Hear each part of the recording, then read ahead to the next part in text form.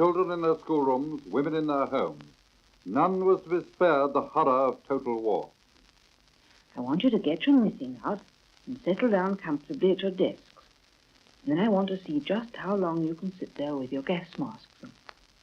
And when you're quite quiet, I'm going to read you a story.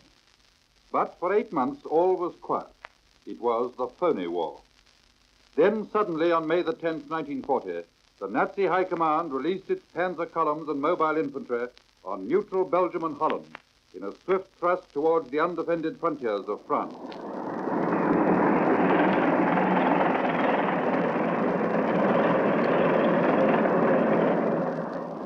That night, British troops crossed the frontier to meet the Wehrmacht.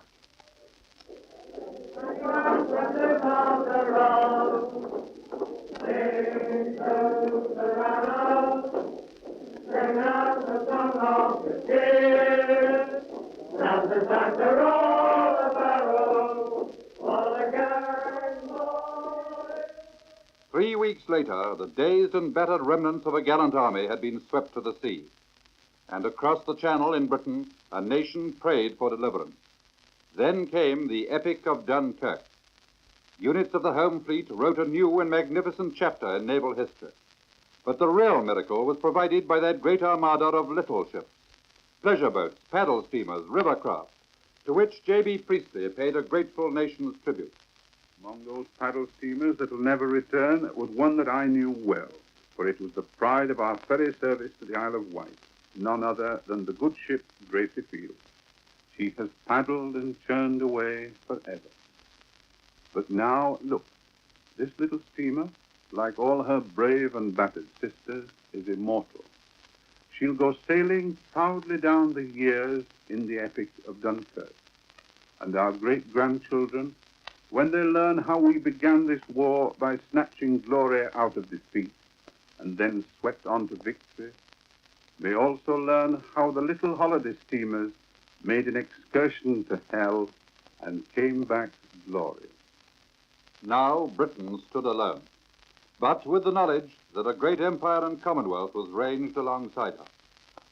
And from London, nations upon whom the Nazi tyranny had been clamped heard and were comforted by the voices of their leaders in exile.